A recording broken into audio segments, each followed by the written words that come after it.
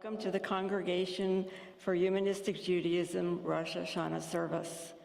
My name is Rochelle Green, and I'll be leading tonight's service with Deirdre Price. Rehan Pasternak, whose musical talents have graced CHJ events on many occasions, will stand in for Anna Slate as song leader this year. On piano is Igor Pasternak, and on shofar is Stephen Bauman. We are delighted to come together in this beautiful church that has welcomed us for so many years, and to live stream our services to the community at large. We'd like to thank all the volunteers whose diligent work helped to create and produce our services this year. So many of you were willing to help when asked.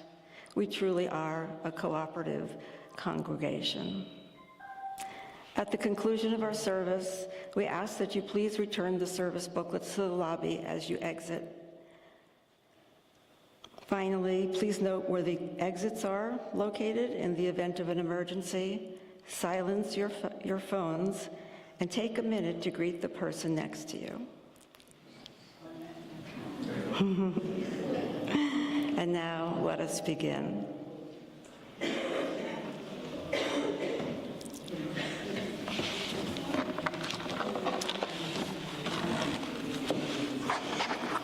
On the first day of the month, in the seventh month, there shall be a solemn service, a time to refrain from work.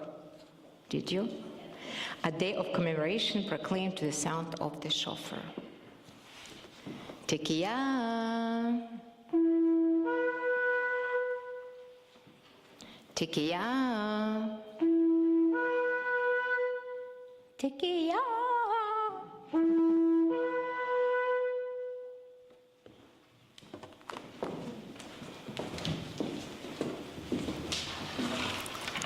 Tonight, all over the world, the shofar will sound, and that cry will be understood by Jews in Israel and throughout the diaspora. No matter what language Jews speak to conduct their secular or spiritual lives, the poignant bleat of the ram's horn transcends mere words. The shofar is the ritual horn of ancient Israel, recalling primitive times when the ram's horn summoned families and tribes to solemn assembly. Its emphatic cry in every age remains a call to conscience. Tonight we assemble to the sound of the shofar to review and reconsider our lives. Rosh Hashanah heralds an opportunity for new beginnings. Now is the time to pause and reflect, to evaluate the past year and to discard what no longer fits the person we want to be.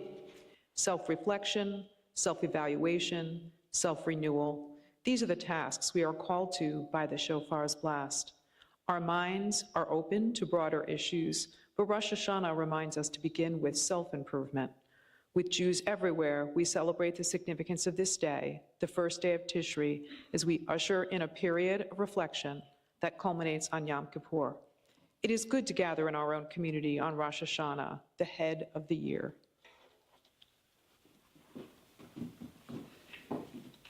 Hinei Matov is a psalm of David that talks about how good and pleasant to sit together under the tent in unity.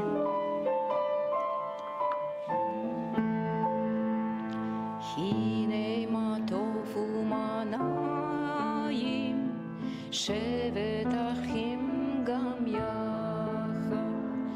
Hinei Matov u'manayim shevet achim gam yachad. Hinei ma tov shevet achim gam yachad. Hinei ma tov shevet achim gam yachad. Hinei ma tov u'manayim shevet achim gam yachad. Hinei ma tov u'manayim shevet achim gam yachad. Hinei ma tov la la la la la la la la la la.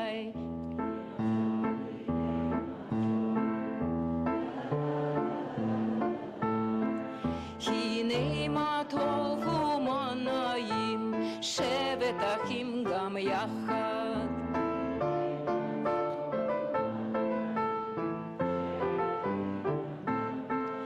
הנה מה טוב ומה נעים, שהנה מה טוב ומה נעים, הנה מה טוב ומה נעים, שבת אחים גם יחד.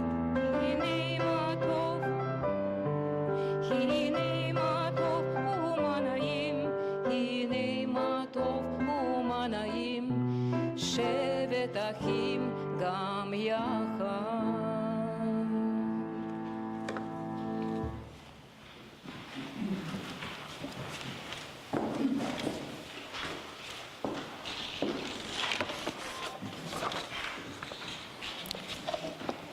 In the twilight of the vanishing year, thanksgiving fills our hearts. Our souls are stirred by the memory of joy as Rosh Hashanah and the new year begin. We were sustained by love and kindness, comforted in times of sorrow, found happiness in our homes and gladness with our friends. Our hearts fill with thanksgiving as the new year begins. As the new year begins, our spirits rise in grateful song. But there were dreams that came to naught and times when we refused to dream. These, with much regret, we now remember as the new year begins. As the new year begins, contrition fills our souls. Some of our days were dark with grief. We shed tears for the ties that were broken. We look back with sorrow as the new year begins. As the new year begins, tears well up within us. Yet we look ahead with hope, giving thanks for the chance of renewal, for the promise of good to come. May this Rosh Hashanah, birthday of the world, be our day of rebirth into life and peace, serenity and safety as the new year begins.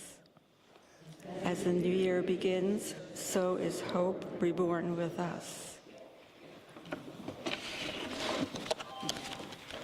Sound the shofar on the new moon at the time appointed for our festival day.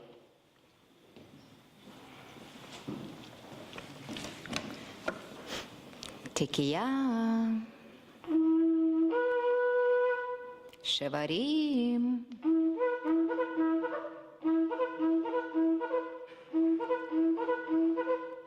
Teruah,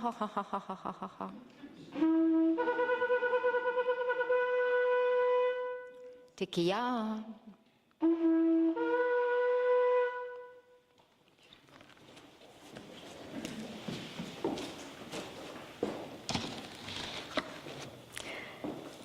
Today, wherever Jews are, the call of the shofar resounds. It speaks to our hearts, our minds, and our souls. It rouses us to listen to the voice within. Awake, O sleepers, awake from your sleep, cries the shofar.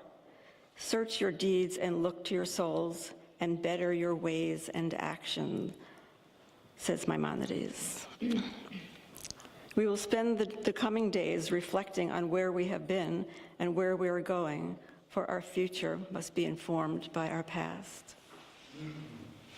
The sound of the ram's horn is sharp. It breaks through the echoes of the day just spent. It cuts through our usual occupations and concerns. It penetrates the air and makes this a special place. It marks the time. The sound of the horn is like no other sound. It pierces the armor of the heart.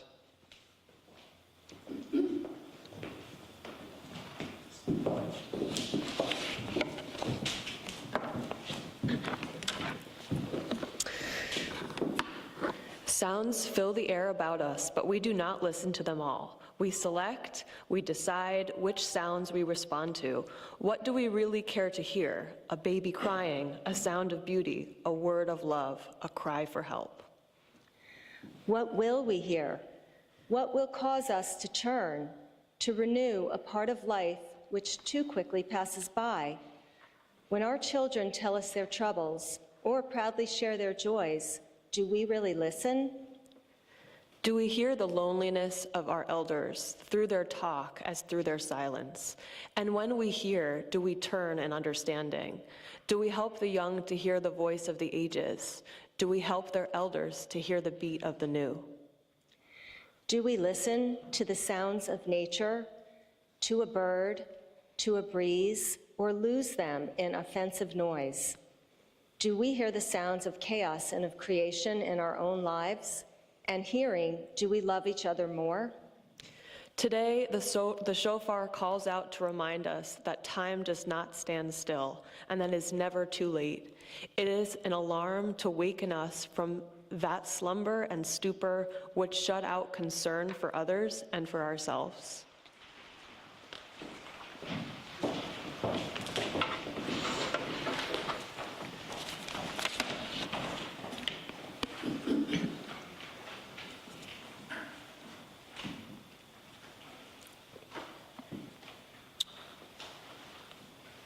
Candles are a powerful symbol in Judaism, used on both joyous and mournful occasions.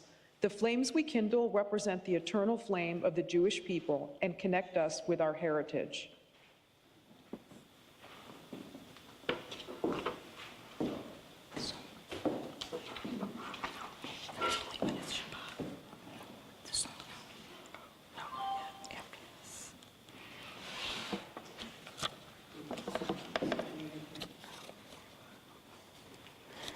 In the candle's flame, we see the spark of life and the inner light of humanity, which we seek to turn to good ends.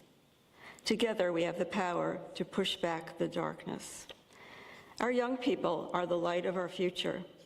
In their classrooms and at shared rituals and celebrations, we watch with pleasure as they embrace the spirit of our humanist movement and the highest values of our Jewish heritage. Tonight, we welcome Drew Garfield, a recent mitzvah class graduate and bar mitzvah, to light the menorah candles.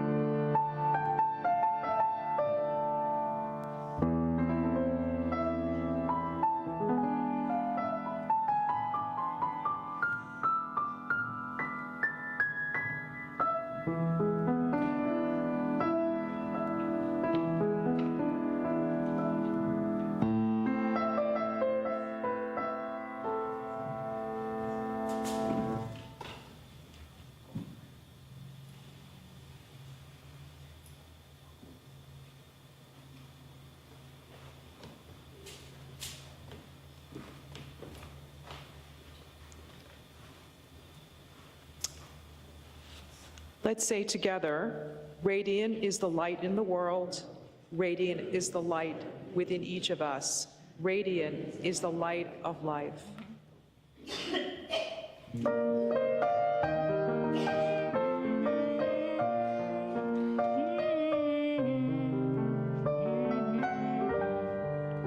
Where is my light? My light is in me.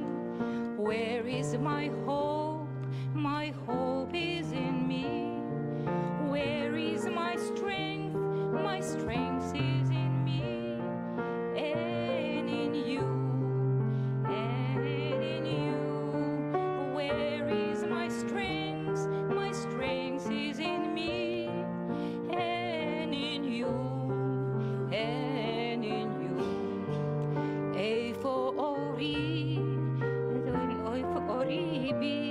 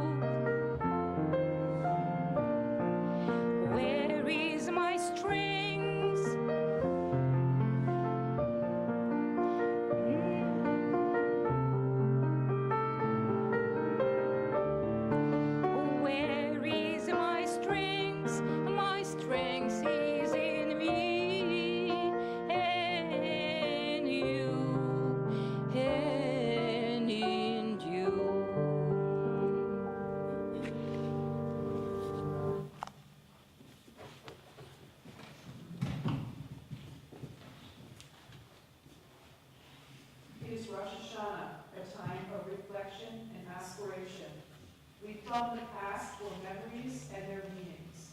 We assess our potential for becoming our best selves. We look backward and forward, but we do not stand still.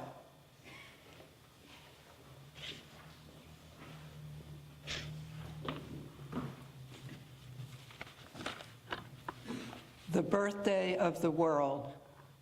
On the birthday of the world, I begin to contemplate what I have done and left undone. But this year, not so much rebuilding of my perennially damaged psyche, shoring up eroding friendships, digging out stumps of old resentments that refuse to rot on their own. No, this year I want to call myself to task for what I have done and not done for peace. How much have I dared in opposition? How much have I put on the line for freedom, for mine and others? As these freedoms are pared, sliced, and diced, where have I spoken out? Whom have I tried to move? In this holy season, I stand self-convicted of sloth in a time when lies choke the mind and rhetoric bends reason to slithering, choking pythons. Here I stand, before the gates opening, the fire dazzling my eyes, and as I approach what judges me, I judge myself. Give me weapons of minute destruction. Let my words turn into sparks.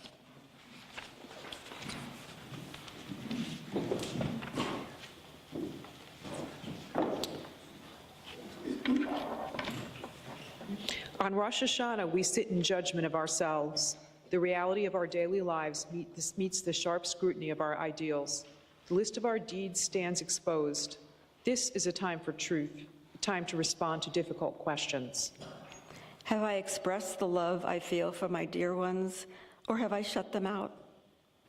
Have I treated others honestly, or have I cheated them, thereby cheating myself? Have I spoken out when I should have, or remained silent in fear of what others might say? Have I accepted the challenge of new ideas, or do I cling blindly to the old?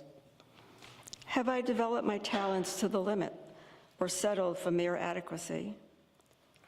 Have I been less than I can be?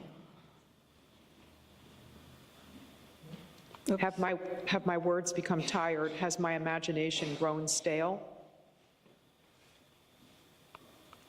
Is my courage spent? Have I been less than I can be? Traditional Jewish teachings speak of Rosh Hashanah as a day of divine judgment. As humanistic Jews, we must assume all roles in our process of looking inward. We must admit our shortcomings, confess our misdeeds, and accept responsibility. Then we must forgive ourselves and prepare for the year to come. No other person can give meaning to my life. While I cannot control all the factors that define my life, I possess the capacity to determine, if not the length of my days, at least their quality and depth. We want to be so much more than we are. We want to be wiser, kinder, more vital, and more confident in the act of living. We want to seize the world zestfully and turn it to some urgent purpose. The task is daunting. Each Rosh Hashanah brings new resolutions, most of which we fail to keep. We fear the risk of failure in the unfamiliar. New ideas, new ways, new faces, all threaten our comfort zone. Still, we must pursue the dreams that challenge us with their visions. We need to seek out and celebrate the strength in our own selves. We must be bold enough to discover our virtues and strong enough to bear our mistakes. The philosopher Kierkegaard reminds us, to venture causes anxiety, but not to venture is to lose oneself.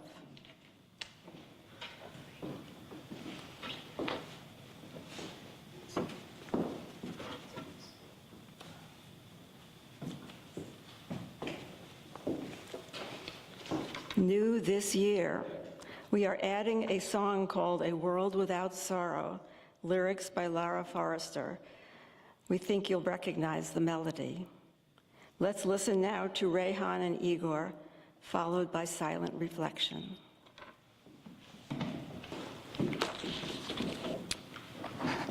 If you forgive me for my scratchy voice today, I will forgive myself.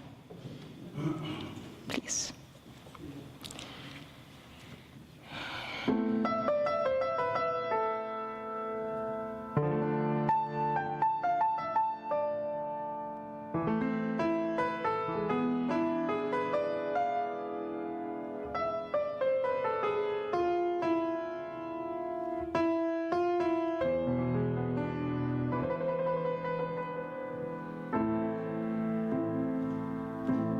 We rise up each morning, and the earth rises too. World weary, we rise up, and we want something new. A world where compassion falls freely as rain. A world where all people can live without pain, inclusive of all and rejecting of none, where love touches all life like the warmth of the sun.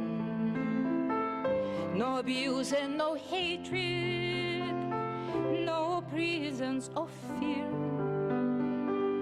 as the sound of the shofar celebrates a new year. If we open our hearts to the love waiting there, we can have the power to heal our despair.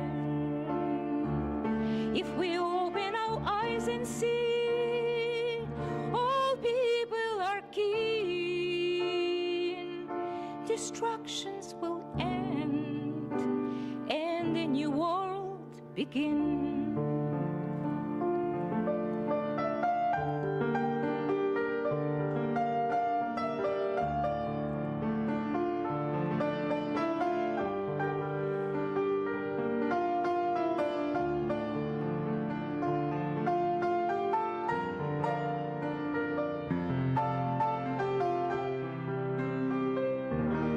If we open our hearts, if we open our eyes, if we open our minds, a world without sorrow, a world without pain, a world where compassion falls freely as rain, a world where all people are united as one. If we open our hearts, if we open our minds, if we open our arms.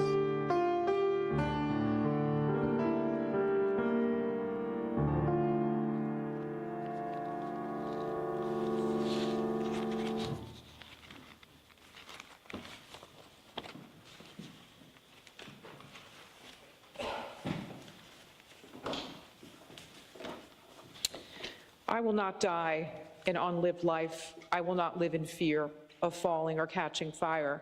I choose to inhabit my days, to allow my living to open me, to make me less afraid, more accessible, to loosen my heart until it becomes a wing, a torch, a promise. I choose to risk my significance, to live so that which comes to me as seed goes to the next as blossom, and that which comes to me as blossom goes on as fruit. Donna Markova. And let us say together, this moment, this night, this community grants me the time and permission to search within, to find the knowledge and courage to fashion my way forward.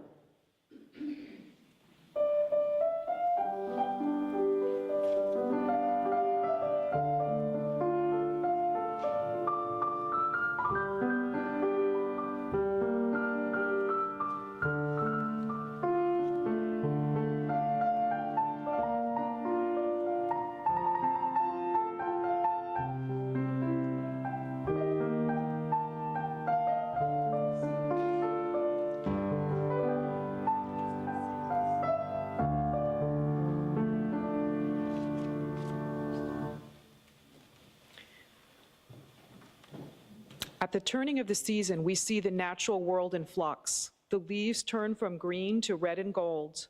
The birds head once more toward the south. Animals begin to store their food for the winter. For leaves, birds, and animals, turning comes instinctively, but for me, turning does not come easily. It takes an act of will for us to change. It means breaking old habits. It means losing face. It means starting all over again. It means saying, I am sorry. It means recognizing that I have the ability to change. Change is hard, often painful, but unless we turn, we will be trapped in yesterday's ways. Then let us turn from callousness to sensitivity, from hostility to love, from pettiness to purpose, from envy to contentment, from carelessness to discipline, from fear to hope. And let us turn towards each other, for in isolation there is no life. Kehila means community. You're a wonderful community.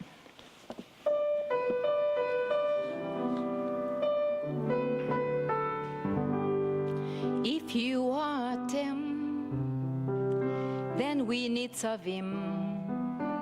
We stand here today and remember the dream. And you are Tem, then we need Savim. We stand here today and remember the dream. Kehila, Kidosha, Kehila, Kidosha, Kehila, Kidosha, Kehila, Kidosha.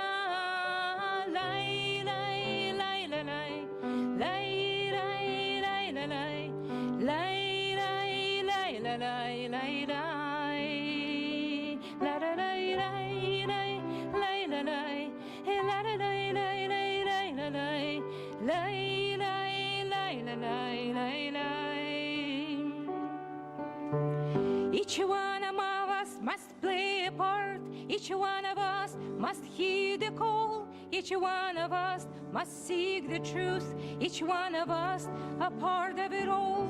Each one of us remember the pain. Each one of us must find the joy. Each one of us, each one of us. Kehila, Kidosha.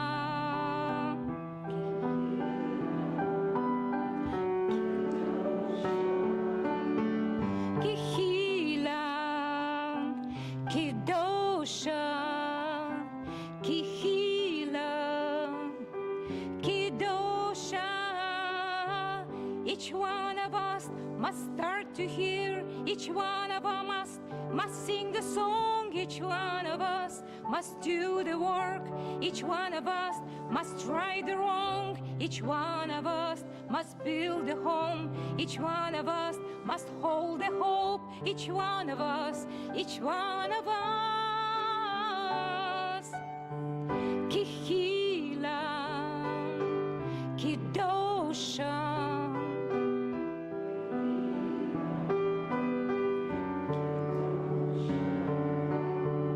Kehila, Kidosha, Kehila, Kidosha, lai lai lai lai lai lai lai lai lai lai lai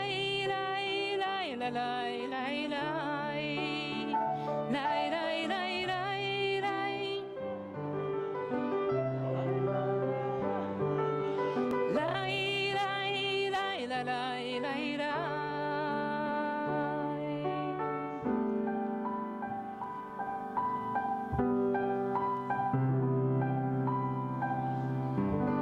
Kehila Kidosha.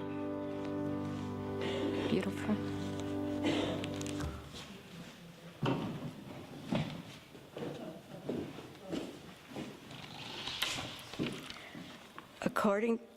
According to tradition, It is the year 5785 of the Jewish people.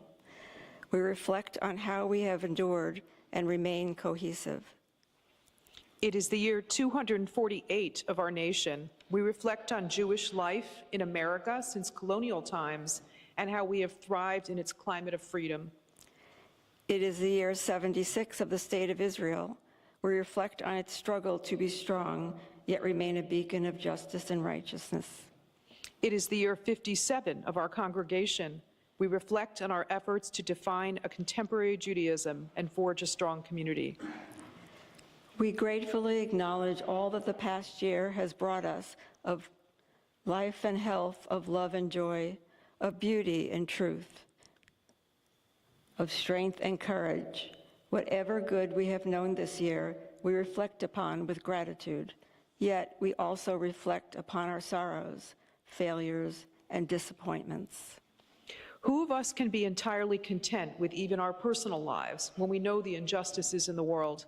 And yet the new year is a reminder and celebration of the eternal possibility of renewal and improvement.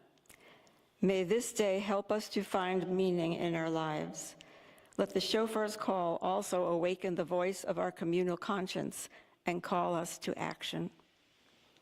And let us say together, may the spirit of our coming together this night grant us peace, that most precious gift, and give us the will to proclaim its message to all the peoples of the earth.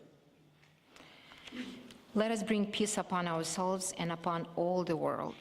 Naseh Shalom.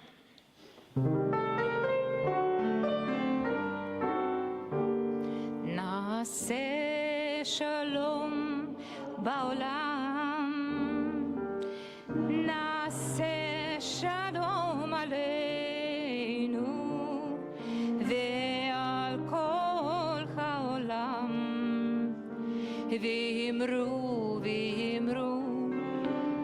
שלום, נעשה שלום, נעשה שלום, שלום עלינו ועל כל ישראל.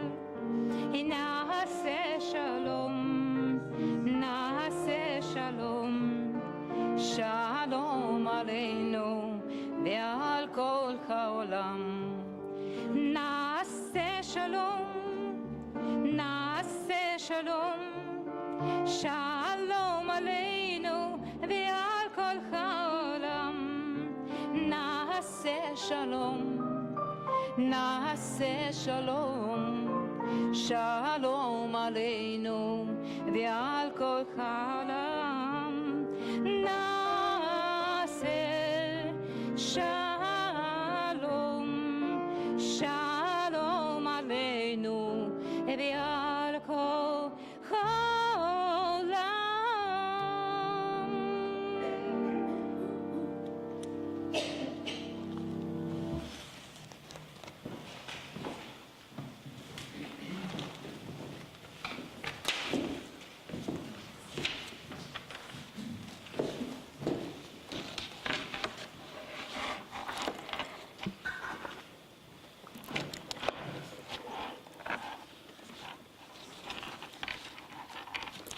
Our tradition asserts itself in the symbol of the Torah. This ancient scroll contains much of the early record of our people's experience, their trials and successes, their mistakes and achievements are revealed to us with all the color and fury of a glorious history. Through the Torah, we learn the customs and laws, the questions and answers of our own ancient family. Although many centuries separate us from the events and beliefs of our ancestors, there is wisdom to be gleaned from their stories, and their courage and passion still speak to our hearts. For ceremonial purposes, Jews have continued to read from the handwritten parchment Torahs in scroll form, housed in arks. Our congregation has such a scroll, a Torah from Czechoslovakia, salvaged from the Holocaust. We feel honored to have this Torah as a permanent loan from the London synagogue that restores and conserves such precious relics. Let us say together, with Jews the world over, we read tonight to honor tradition and to connect us to the ancient Jewish texts. Please stand if you can as the Torah is removed from the ark.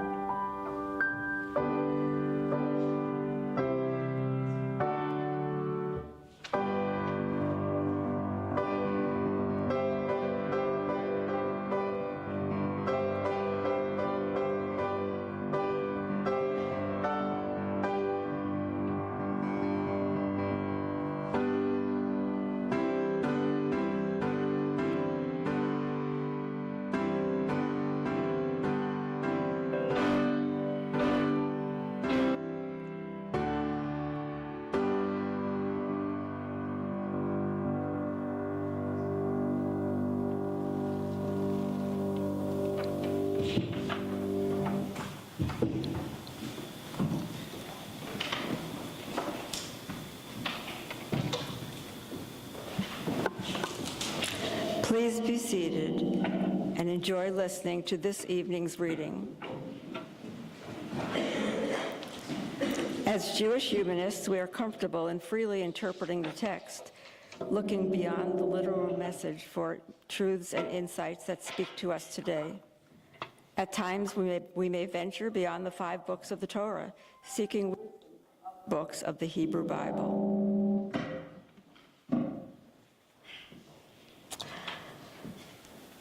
Tonight we will hear a passage from Genesis chapter 21, the birth of Isaac, followed by a commentary. We welcome CHJ members, we welcome CHJ members Relly and Andrew Coleman, who will read the passage in Hebrew and in English.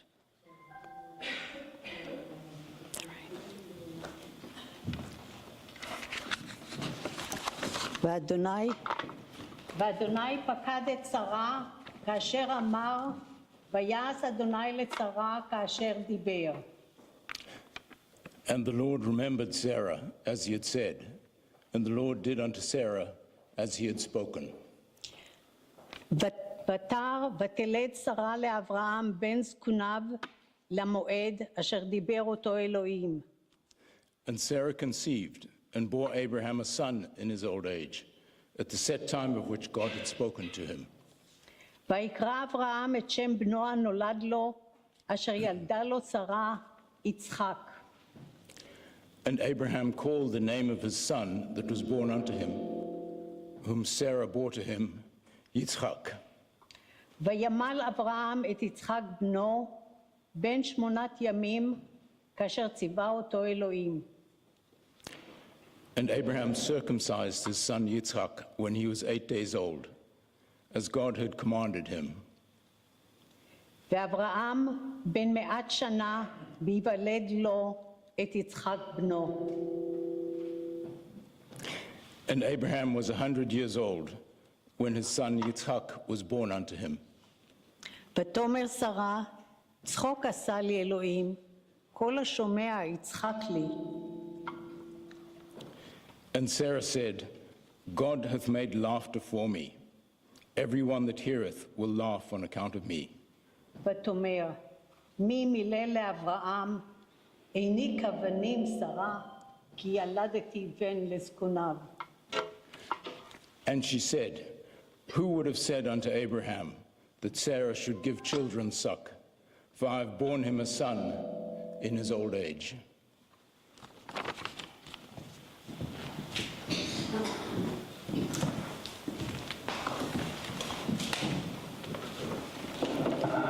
Please stand as the Torah is returned to the ark.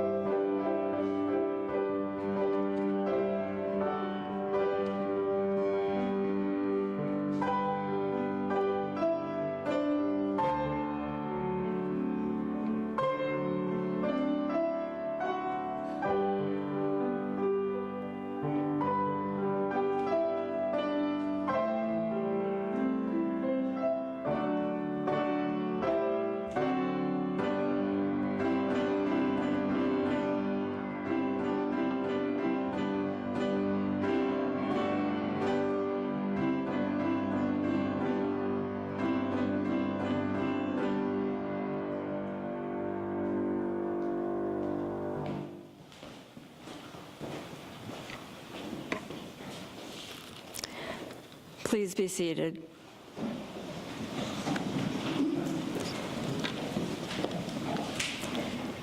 We welcome CHJ member Louis Eisenberg, who will deliver tonight's commentary. At this time, we would also like to thank David Schaefer for the thought-provoking and delightful commentary he has brought to our Torah ceremonies throughout the years. And now, Louis.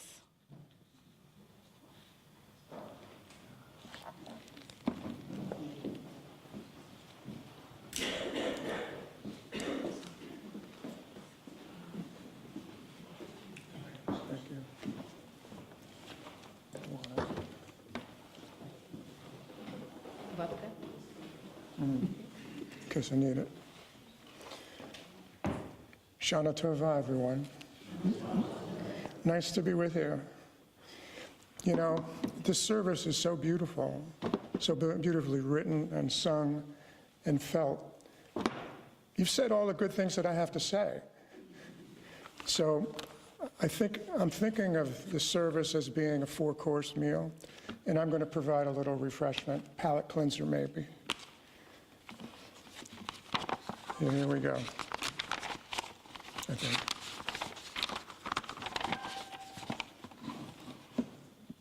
Okay. All right. So it is 5785. I don't know how we made it here, but here we are. I read a little bit about the background of this. Perhaps you know it. I didn't. That 5785 is also the year that the universe was born. I'm not exactly sure how they did it, but apparently Maimonides, the famous philosopher and sage, worked it out with the gematria. He went back and looked at all the generations in the Torah, and then he did something with the first, second, and third days, which may have lasted longer than that, and he came up with a number which roughly equates to 4000 BCE, which is about the time that Abraham, Sarah, and Jacob probably lived in Mesopotamia. So that checks out. We're good. Before we start with, I'd like to say something about being here with CHJ, our families, friends, guests, and how much of an honor that is for me.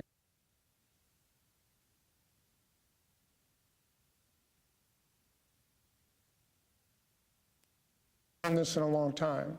I used to work for the Reform movement, and I went around the country, actually North America, speaking and eating. That was my job.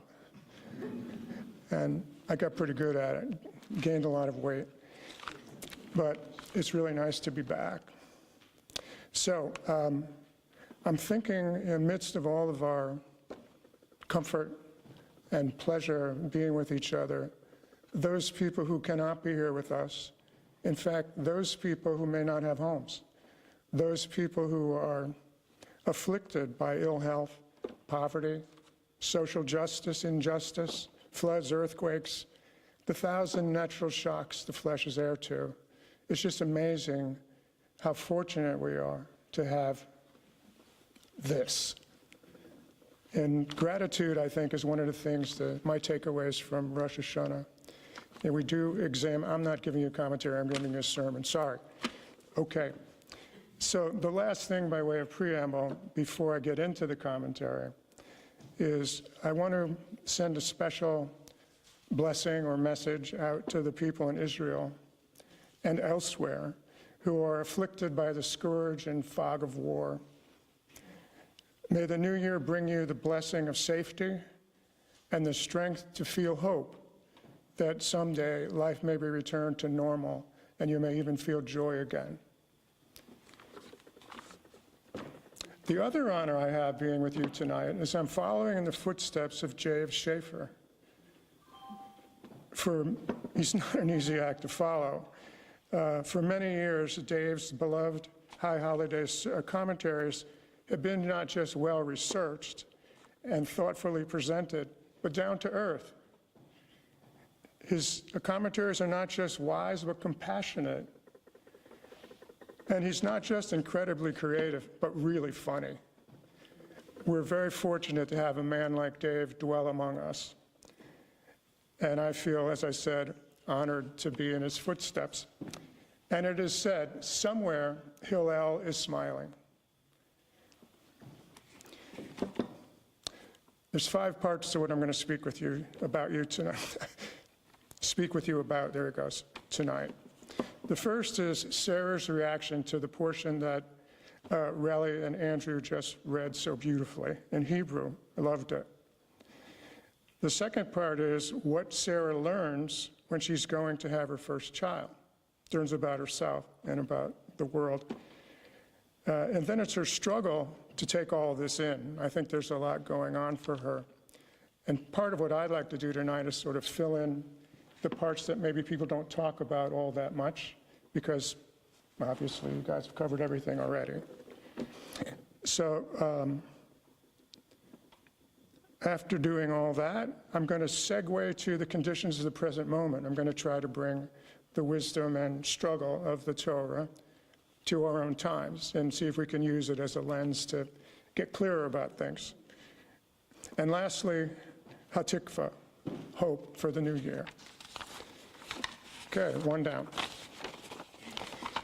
In Genesis 21, as we've just heard, we meet a childless octogenarian named Sarah, wife of Abraham, who is the founder-in-waiting and capital P patriarch of Judaism. One day, I guess I'm repeating what you already heard, an unannounced stranger, presumably an angel, tells Sarah that she is going to be the mother of a child. And not just a regular mother, mind you, but the mother of a lineage as numerous as the stars in the sky. Now, interestingly, this is the first time that Sarah is hearing about her once and future pregnancy. She doesn't know that almost the same promise is made to her husband by God personally, but using grains of sand, the grains of sand metaphor rather than the stars in the sky. But the main point is, there's going to be a lot of kids and grandkids, and it's going to be a gigantic progeny. And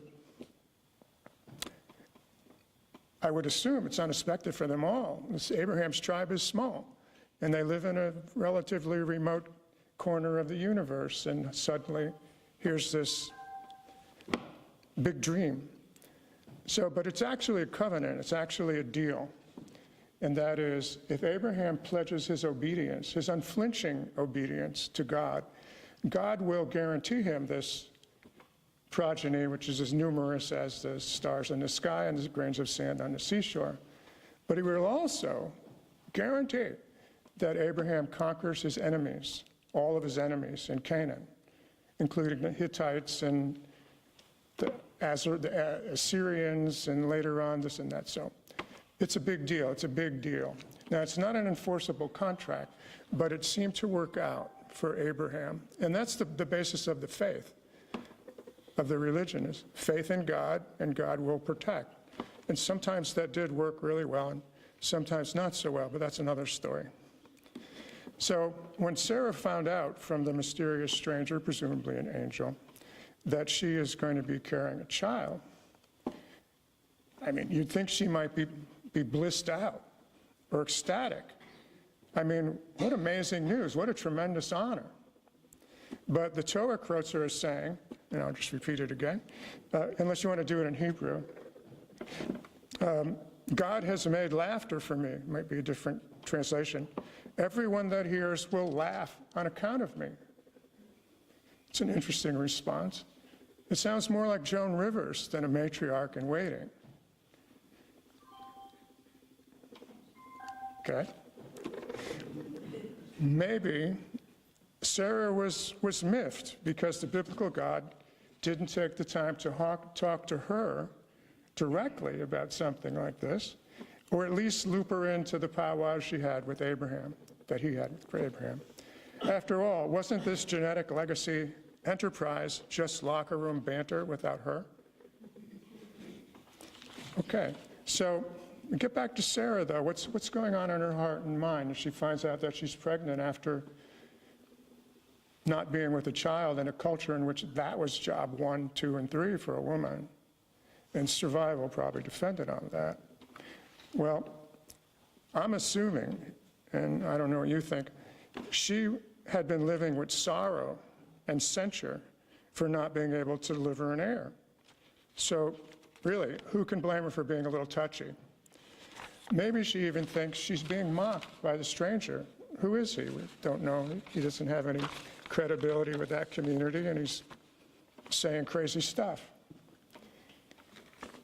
Of course, it's possible that if she really was going to be pregnant, at last, a hope she had long abandoned, there was a good chance of dying in childbirth, as women not infrequently in that time really did.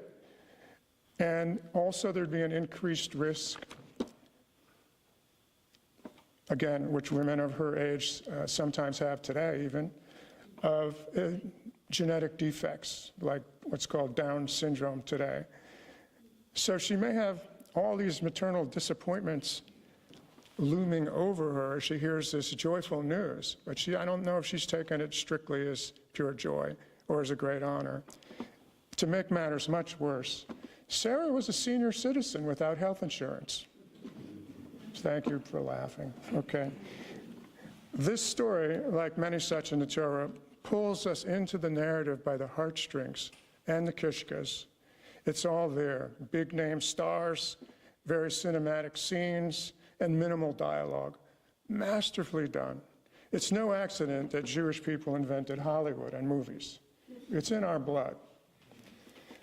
I am personally sitting on the edge of my seat, if I had one, even though I already know that Isaac is born and both mother and child are in good health. Maybe that's because I've got Spilkus for Isaac in Genesis 22, which we'll encounter on Yom Kippur. That's also known as the sacrifice of Isaac, or the Akedah, one of my favorite passages, I suppose. Okay, so, as Rabbi Lazowski of my childhood shul would say, "Nu, what can we learn from this?" Well, a lot of things. We could go on for hours talking about what we can learn from it. That's one of the beauties of the Torah. But I'm going to break it down to 3 things, and anybody has anything else they want to add to this list, just sing out. First thing is, birth is not easy.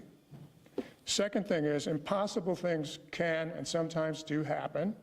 And thirdly, impossible things are more likely to happen with a little help from the biblical God. Right? That's the way the Bible's set up. That's the logical structure, framework. Now, this kind of human-deity partnership was very common in the early 4th millennium when Sarah, Abraham, and Isaac are thought to have lived. And it persisted in one form or another until the Enlightenment period and the ascendance of reason and science. So after that is where us humanists come in. This changes the equation a little bit. It's not for everybody still, and probably never will be, but it did give a different perspective. So we as humanists believe, if you want to believe in God, that's good. Whatever makes you comfortable and happy and helps you to enjoy your life, why not? But we believe that you don't need God as part of this equation, that is, the partnership to get impossible things done. We believe that human beings, well, I'm speaking for all humanists, I didn't mean to do that. I believe, as a humanist, there we go, that human beings can do impossible things if we work together and if we're open to new ideas. It happens again and again and again. For some reason, it's hard for us to remember that as a people. I'm not sure exactly why, but I'll get to that in a moment, particularly in regard to climate change. So, we're talking about doing impossible things, either individually or with the help of God, biblical God, or other. So does anybody here have something in their own life, personal or professional, that they think is impossible? They just can't get it done. Anybody? Help me out here. Anybody? Peace. Peace. I'm with you. Yeah, that's a tough one. That is a tough one. Anybody else? Rational thought by all. Say? Rational thought by all. That might be tougher than peace. Anybody else? Okay.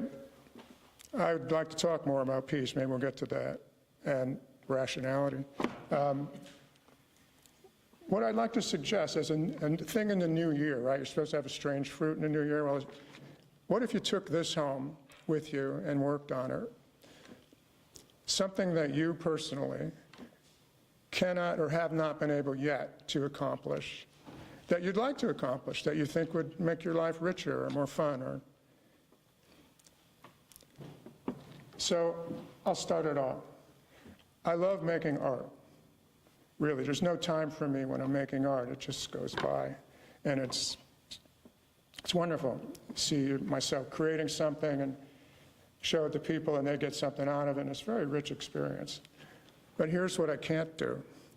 I can't get my rational brain, this side of my brain, logical, empirical, to work in a palsy kind of way with my intuitive side. A lot of my art is just basically put a page out, tip my head over, and let my subconscious pour out. That's what happens, and it's great. But I'd really like to work these two elements of my character, my personality, to work on them together. I think that'd be a much richer experience and probably produce better art. So that's my thing to work on.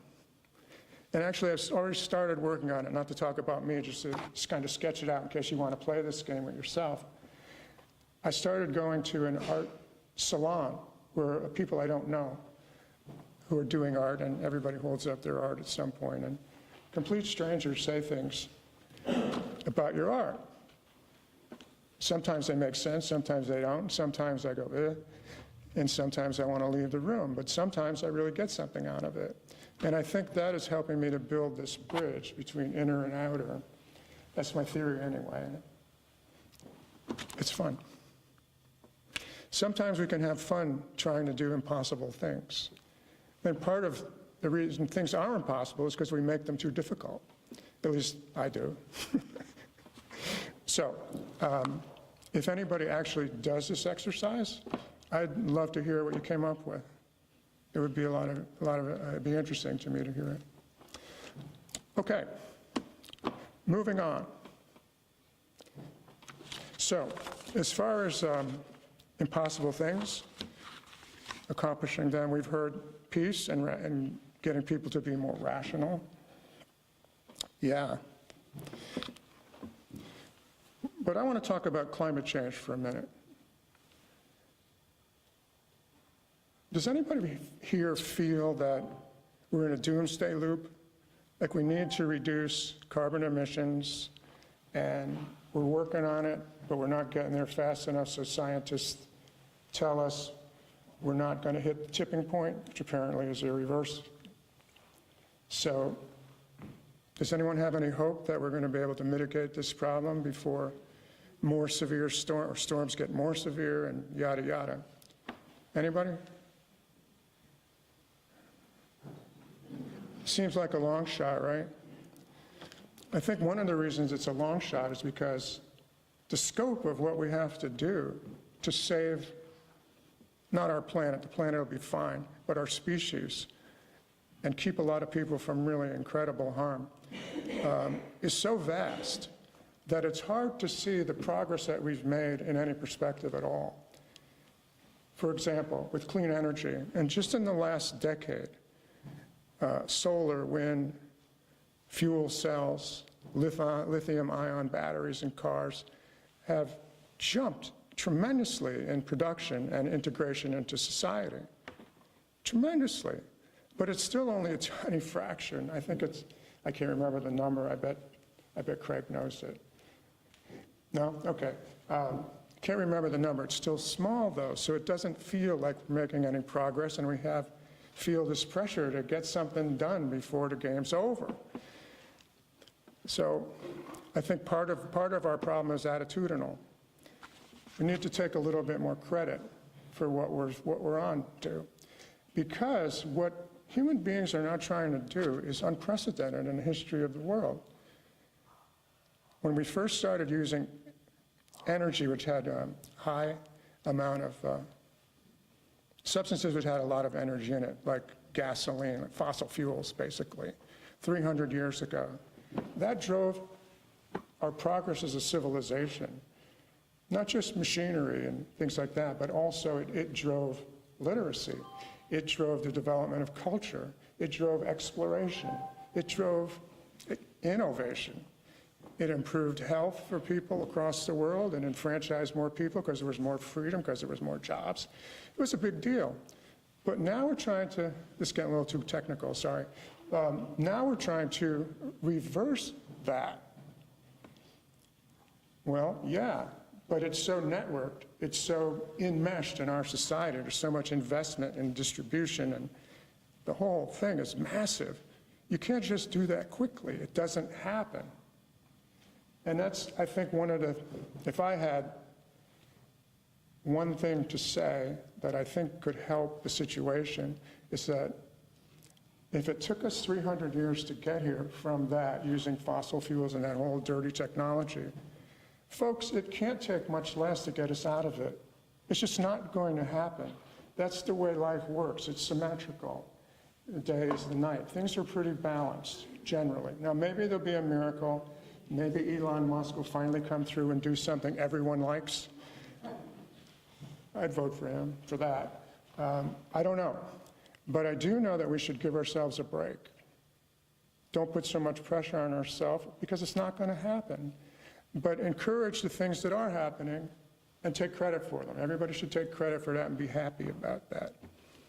I'm sermonizing again. Okay.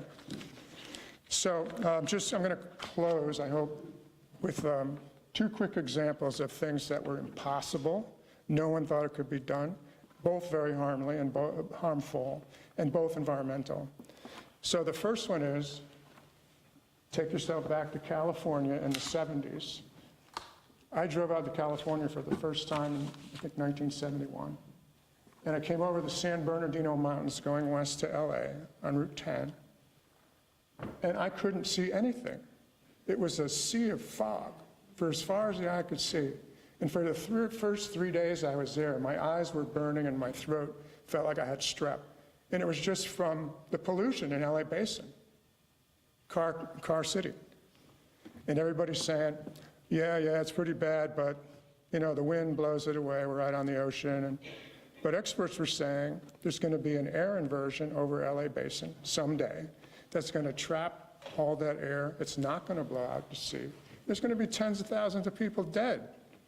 And then maybe we'll do something about it. That was the attitude. Well, Californians started saying, not on our watch. And they organized politically, both sides of the aisle. And then the strangest part of the story is, you remember the movie The Terminator? The Terminator became the governor. Arnold Schwarzenegger became governor and figured, this guy doesn't care about the environment. He's a robot. You can't kill him. But he led the charge. He turned around. He became an environmentalist. And that smog is gone. I was there a couple years ago. It's like here. almost. So miracles can happen. Impossible things can happen when people are ready to do it and they cooperate. So that's one example. What's the other example? Ah, I know. Anybody want to guess? It's a famous one. It begins with chlorofluorocarbon. The ozone layer is being eaten away by stuff that's in the spray cans, the aerosols. The ozone layer protects us from radiation. It makes skin conditions worse. It's just not healthy. And apparently this, Ruth, help me out here, it was as big as what, the state of Texas, this hole? Gigantic. Very dangerous. So here the US Congress got its act together and passed laws banning chlorofluorocarbons. And of course, we have technological wizards all over the world, and in this country especially. And they figured out another way to do aerosols without chlorofluorocarbons. Done. But those are two incredibly dangerous situations, impossible to fix, they thought, and it got done. So I'm just saying, we can do more of that. Human beings did that, and human beings can do more of that, and I hope that we will. Lastly, I'm going to quote, what's the man's name? Johann Wolfgang von Goethe, an Austrian artist, writer, and philosopher. He was kind of a Renaissance man. He said, whatever you can do or dream you can do, begin it. Boldness has genius, power, and magic in it. And he's right. Shana Tova. Thank you very much. Oh, thanks. I'm out of practice.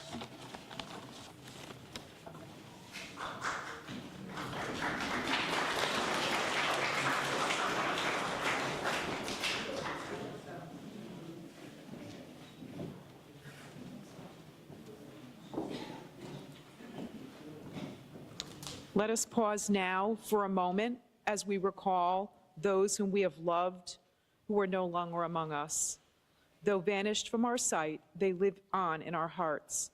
What was good in their lives endures in our memory. We are grateful for their lives, for their time with us and our companionship with them, and for the sweet memories they left behind. We say together, in tribute to our departed, may we live wisely, courageously, and usefully. Thus will they remain as living influences among us.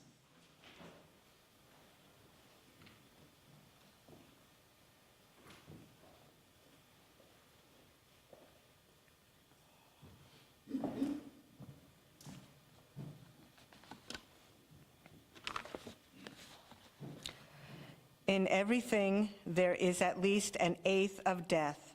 It doesn't weigh much. With what hidden, peaceful charm we carry it everywhere we go. In sweet awakenings, in our travels, in our love talk, when we are unaware, forgotten in all the corners of our being, always with us and never heavy. By Leah Goldberg, translated by M. Falk.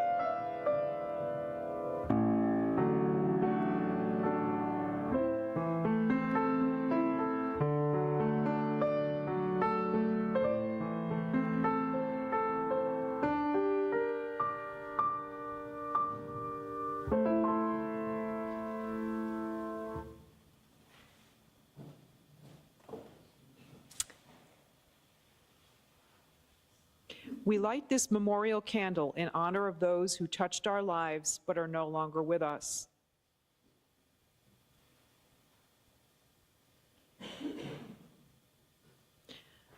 We light this second memorial candle in memory of the 6 million lost in the Holocaust, many of whom left no mourners.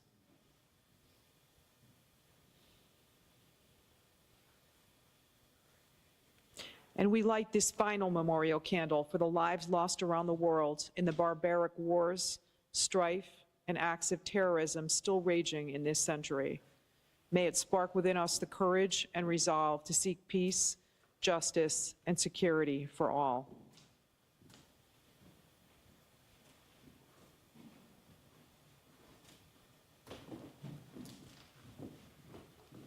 There are stars whose radiance is visible on earth, though they have long been extinct. There are people whose brilliance continues to light the world, though they are no longer among the living. These lights are particularly bright when the night is dark. They light the way for humankind. By Hannah Sinesh. Remembering a righteous people is a blessing to us.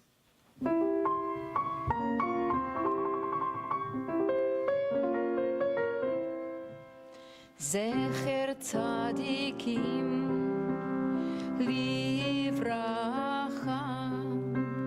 זכר צדיקים לברכה, לברכה, לברכה, זכר צדיקים לברכה.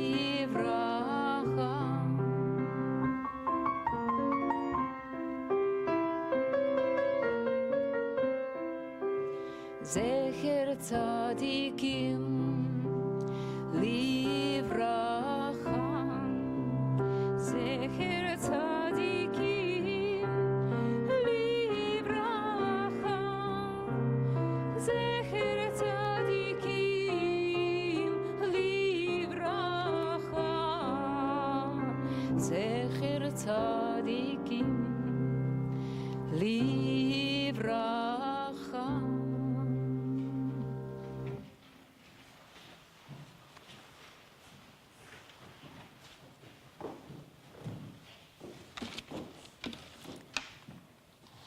At this time, we'd like to ask you to keep our dear friends, Ellie Schaefer and Carol Cederbaum, in your thoughts as they recover from recent illness.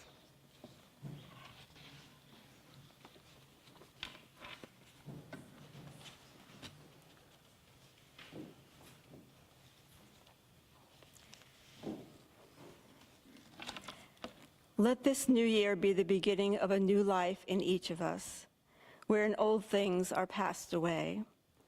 Those ideas that remain to feed and encourage our prejudices, let them pass away. Let them pass away, but not the old thoughts that are still true. The anger and bitter feelings, let them pass away. Let them pass away, but not the old emotions filled with kindness.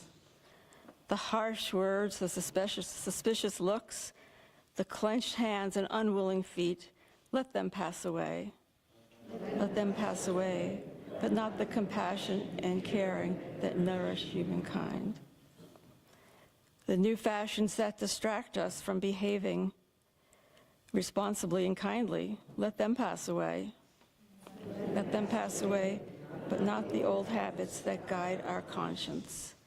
May all that is good and precious remain, but let the clutter of our heads and hearts depart, that new inspirations and affections may enter to gladden our lives.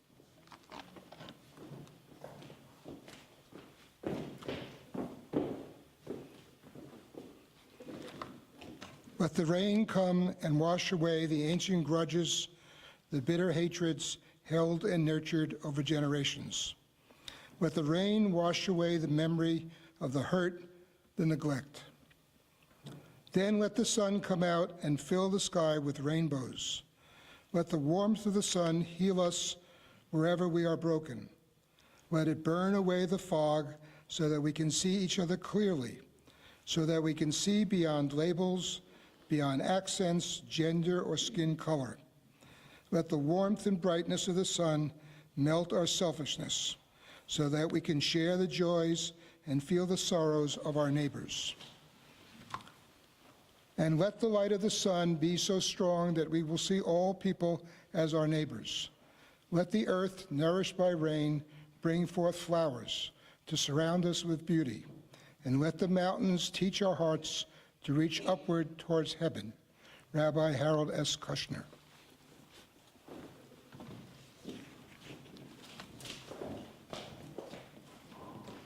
Tekiah. Shavarim.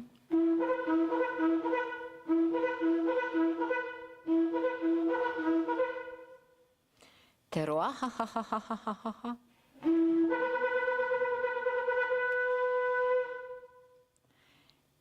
Tekiah Gedolah.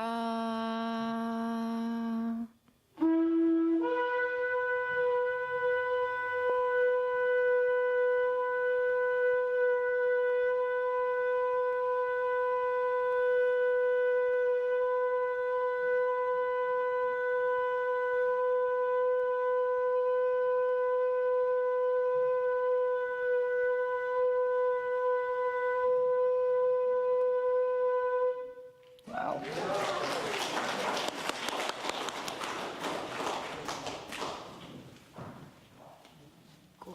In the coming year and the years that follow, let us renew our commitment to our highest ideals.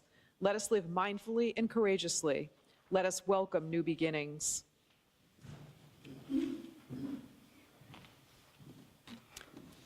I opened my door, and many, many crowded to come in.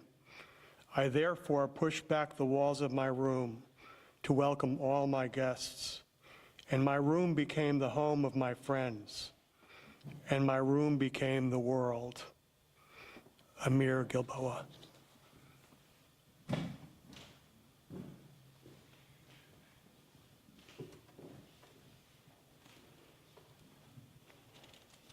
May it be a good year. May it be a healthy year. May it be a year of peace. May we have the strength to make it so.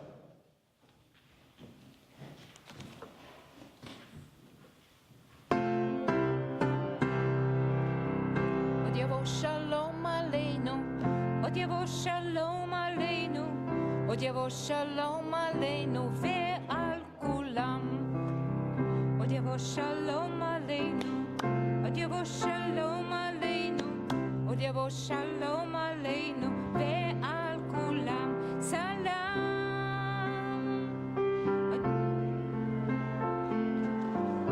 שלום, סלאם. סלאם עלינו ועל כל העולם. סלאם, שלום. עוד יבוא שלום עלינו, עוד יבוא שלום עלינו, עוד יבוא שלום עלינו ועל כולם. עוד יבוא שלום עלינו, עוד יבוא שלום עלינו, עוד יבוא שלום עלינו ועל כולם.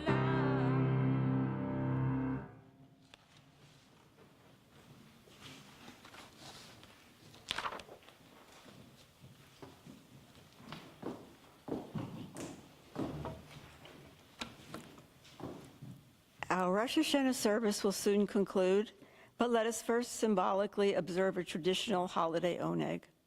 We will take a moment to appreciate the fruitful earth and those who labor to provide food for our table.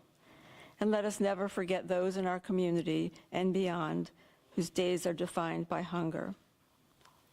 We celebrate the fruit of the vine and the bounty of nature as we lift this cup and sip. For we are part of nature, which gives us birth and continues to sustain us.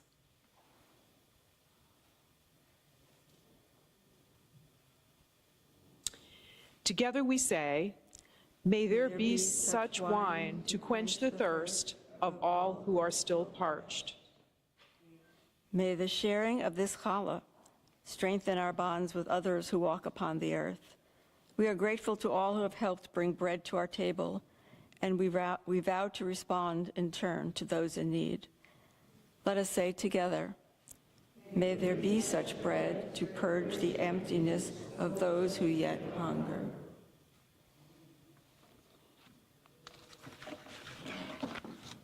And let us sing Bashana Haba, the next year.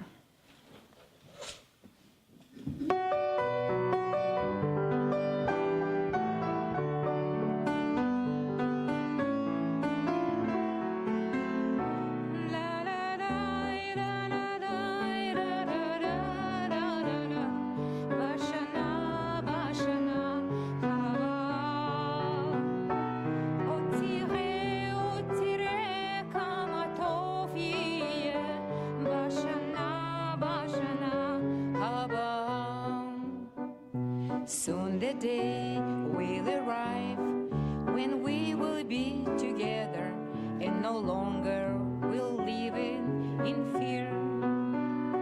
And the children will smile without them wondering whether on the day dark new clouds will appear. Wait and see what a world there will be if we share, if we care, you and me. Wait and see what a world that can be if we share, if we care, if you and me. Some they dreamed, some have died to make a bright tomorrow, and their vision remains in our hearts. Now the torch must be passed in hope and not in sorrow, and a promise to make a new start. La la la la la la la la la la la. Bashana, Bashana, Haba. Otire, kama tofiye. Bashana, Bashana, Haba. La la la, la la la, la la la. Bashana, Bashana, Haba. La la la la la, Bashana, Bashana, Haba. For a beautiful year to come up.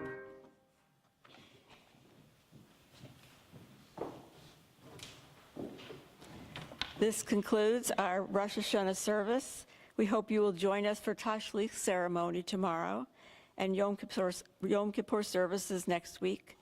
Please refer to the website for more information of these and other programs.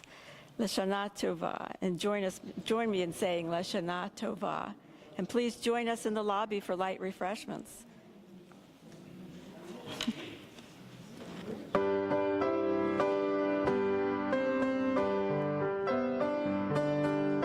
And let we all be inscribed in the book for 5785.